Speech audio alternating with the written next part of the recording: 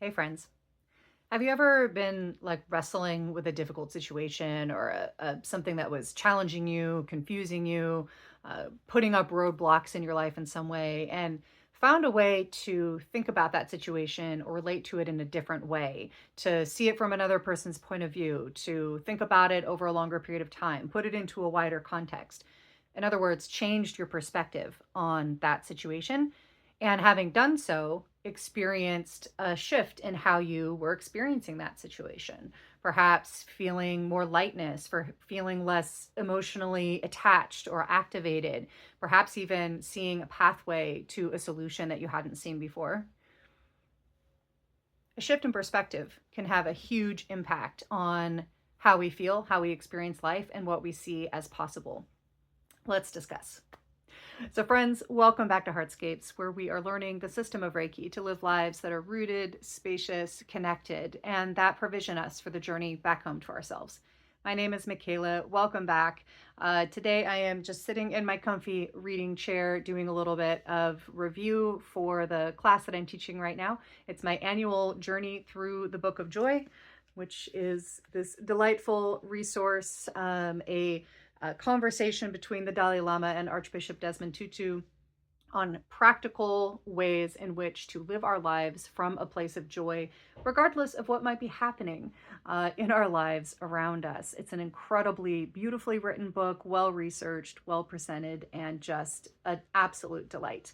And I've been using this resource in my own personal life and then later in my teaching since it was published in, I believe, 2016.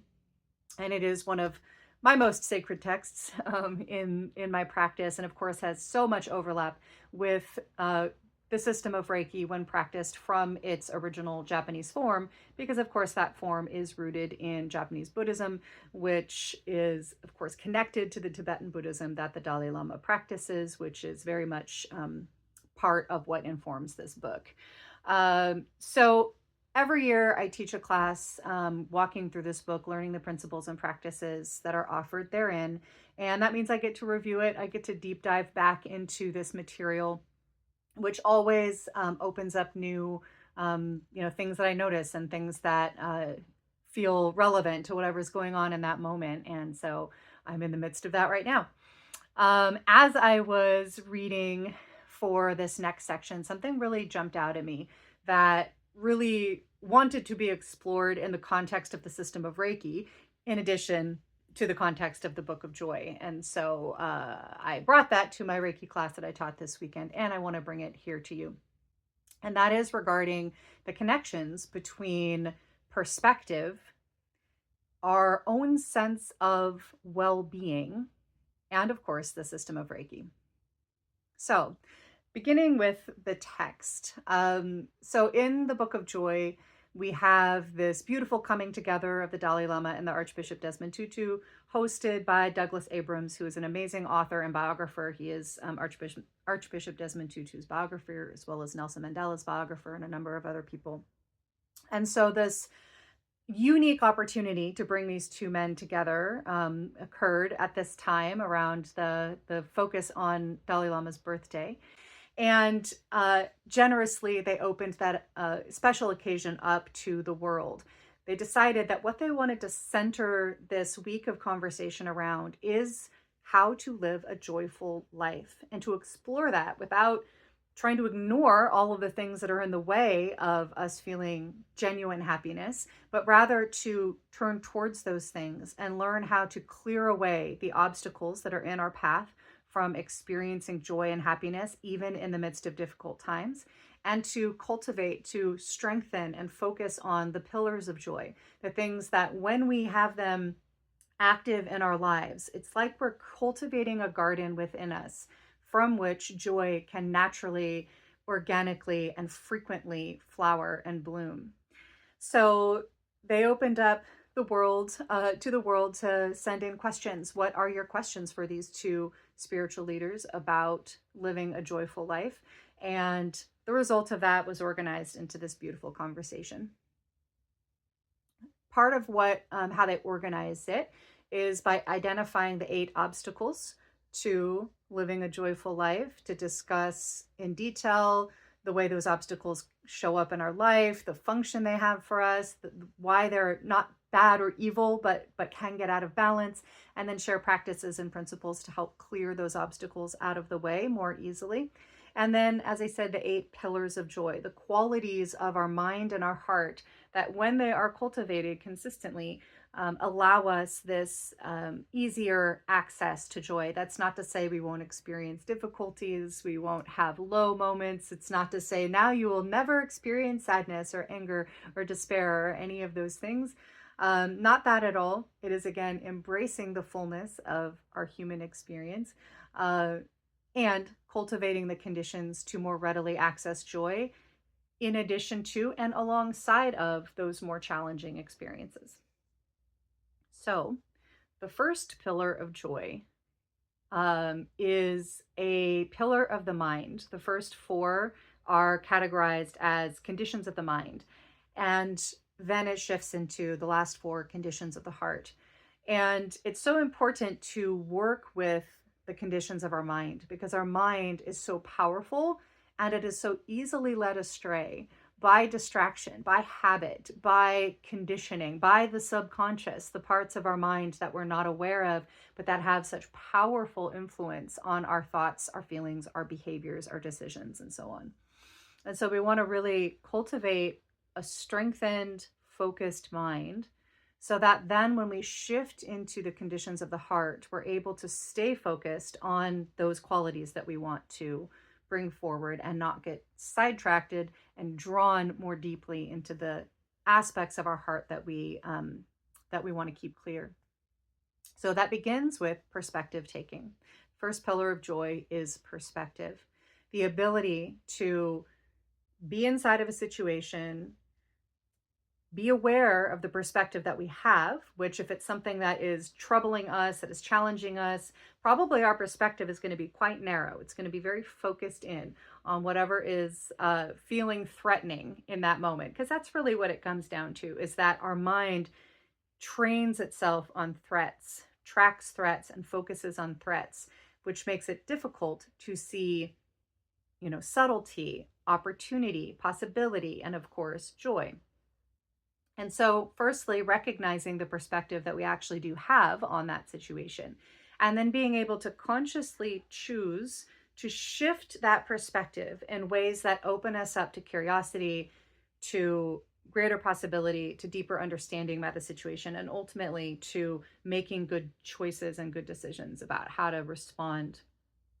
Perspective taking can, of course, have lots of different qualities. It can be taking a different perspective of time, like, this feels like a really pressing, challenge right now, but will it feel so important a month from now, a year from now, in 10 years? We'll even remember that this thing happened, right? So kind of looking at it from a wider breadth of time can help us to shift how we feel about a situation. We can change our perspective of the scope of the situation. So kind of, bringing the lens up, that proverbial bird's eye view, where we can see this challenge in a wider context, in respect to other things happening in the world, in respect to good things that are happening in our life that are harder to see when we have that narrow perspective. So changing the scope, and then changing the perspective of whose perspective we're thinking about, right? So to be able to take on the perspective of another person, somebody who's also involved in the conflict or the challenge, maybe somebody we are in conflict with, which would be a higher level perspective taking, or even taking the perspective of a neutral third party, somebody who's not invested or involved in the situation. How might they view it? So shift in perspective of whose view are we thinking about, and letting that inform how we experience the situation. And then lastly, the fourth example that came to my mind was looking at a situation in terms of the perspective of our personal learning journey and what we are meant to experience and learn, and how we can grow from those experiences. This is different than the spiritual bypassing of kind of disregarding the difficulty that we might be having or someone else might be having, minimizing that difficulty, minimizing the impact of that challenge by saying things like, oh, well, everything happens for a reason, just look on the bright side, like, things like that minimizes. So it's not that. But it is being able to widen that perspective and say, well, this is a really challenging thing. I acknowledge all the difficulty about it. I need to make good decisions. I don't want to be impacted by this anymore. And somewhere in here, there's a way in which I can learn and grow, and seeking those points. And sometimes that's a perspective that we might take after the situation has resolved, when we're not feeling so pressed.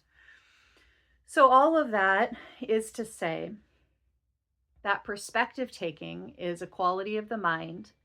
It is a rigor of the mind to be able to change that lens. It's like building a muscle to be able to shift that focus in ways that are probably counter to what our instincts are telling us, right? That when we're in that place of activation because we feel threatened or afraid or angry, our perspective is going to naturally tend to stay narrow, and it's going to tend to be focused on ways in which we can protect ourselves. So it's a muscle building activity to be able to shift that perspective.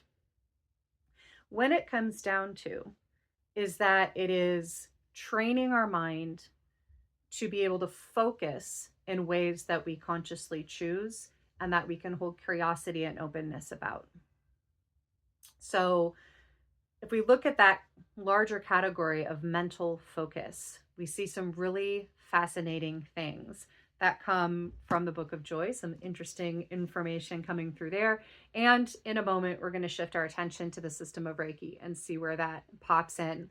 Before I jump into what the Book of Joy has to say about the role of mental focus in our overall sense of ourselves, I just want to invite you to like this video to help it get shown to other folks. It really does help out a YouTube channel to have folks engage. So if you've stuck with me this long, if this type of conversation is of interest to you, go ahead and like the video. It's a little gift to me that doesn't cost you anything. And if you'd like to hear more from me, please do subscribe to the channel so that you can keep up with the conversation. I always love to hear your responses to the conversation, so drop a comment down below. Let me know what comes up for you, your experiences, your questions, and so on. So with that, let's take a look at what the Book of Joy has to tell us about mental focus. One of the things I love about the way that Douglas Abrams renders this conversation to us as the organizer, the convener, and the reporter who's copying down all of the information, and then ultimately the one who chose how to present it to us, is that he intersperses these conversations between these two spiritual leaders with a variety of things, perspectives from other teachers from other disciplines, and oftentimes brings in current scientific research that supports, from a scientific perspective, the spiritual perspectives that are being presented in the book. The point that is made in the Book of Joy about focus from a scientific perspective comes from neuroscience and from the mapping of the pathways of the brain. As we know, the brain has innumerable neural pathways that, bring information and data and capacities from all different parts of the brain, sync them up together, allow parts of the brain that do one function to connect with and communicate with other parts of the brain to make more and more complexity and subtlety in how our brains function. And clusters of those neural pathways will work together to be in charge of certain aspects of our experience. Really of our entire conscious experience and subconscious, because the brain governs all of it. So when it comes to our sense of our own well-being, so our ability to feel calm, settled, safe, happy, content, to be aware that our needs are met, to just feel a sense of connection with the world, these kind of different qualities that we would associate with having a positive sense of well-being, are controlled by 4 specific neural pathways in our brain. And which is an interesting thing to think about in and of itself, such a kind of complex and ephemeral state of being. Our sense of our own well-being is a alchemy. It's a collaboration between 4 neural pathways. And one of those pathways, so 25% of our awareness of our own well-being, is the pathway that governs our ability to focus our mind. That was wild to me, but it makes perfect sense when we think about it. Because again, if our mind is, where we're focusing our attention, which of course means, essentially what that means is what we are allowing to come into our body, into our eyes, into our thoughts, into our, all of our senses, into our mind, into our, and therefore into our hearts, our feelings, because we're going to respond emotionally to everything that is coming in to our awareness. If we're only going to rely on our nervous system's automatic responses, the fight, flight, or freeze response, for example, is a huge one, to govern what we are paying attention to, then most of the time, much of the time, if not most of the time, at least part or a significant part of our mind is going to be focused on whatever feels threatening, whatever feels frightening, whatever feels angering in a particular moment. Because for the sake of our own survival, that's how we're designed, to track threats, right? But of course, there are all kinds of things that might have qualities of them that feel threatening, but that are overall much more complex than that. Maybe not actually threatening, or the parts that are threatening are easily mitigated, or they're worth moving towards, taking the risk to move towards because of the potential and the possibility for, positive outcomes that is present there. Or things that may, seem like a threat, but are really actually not, and we really don't need to be paying attention to them at all, right? Relational dynamics in our life that, maybe there's somebody that doesn't like us, and that relationship isn't that important to us. Ultimately, it's okay if they don't like us, we can move away from that relationship. But maybe there's a part of our brain that can't stop focusing on the fact that that person doesn't like us because it feels threatening to not belong, because belonging has everything to do with our safety. That's one example. So if we're only relying on those nervous system responses to govern where we're paying attention, we are much of the time going to be focused on what makes us afraid, what makes us feel threatened, what makes us feel isolated, what makes us feel that we don't belong, what makes us feel that we have to solve a problem right now or it's going to be terrible. And we're going to be much less likely to focus our attention on our own sense of capacity, right? The ways in which we are strong and capable to deal with minor threats, to deal with risk taking. We're going to be much less likely to be focusing on the things that are bringing us joy and happiness and connection, even when there's a threat present. We're going to be much less able to be flexible and fluid and expansive inside of difficult relational dynamics, inside of an argument with somebody, for example.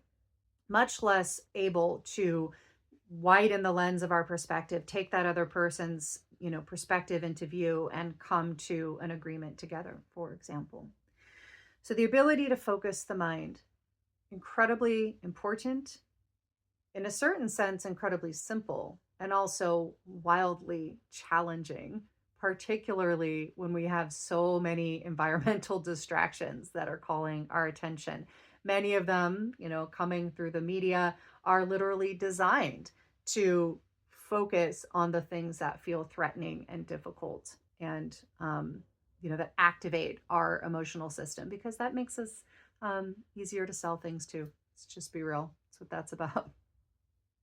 So that was that's an awful lot of time talking about this, but I really, first of all, I'm fascinated by and wanted to kind of present this connection between our sense of well-being, our ability to feel joy and happiness, the way that that is directly impacted by what it is we pay attention to, where we focus our attention, and our ability to do that with consciousness, and the neural pathways in our brain that allow us to do that, to focus our mind.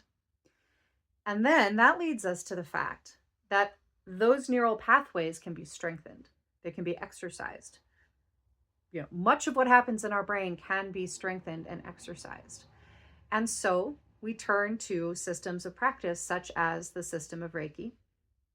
The Book of Joy presents a collection of practices that also, of course, again, coming through Tibetan Buddhism and Christianity from the perspective of Desmond Tutu, we have some overlaps in some of the practices.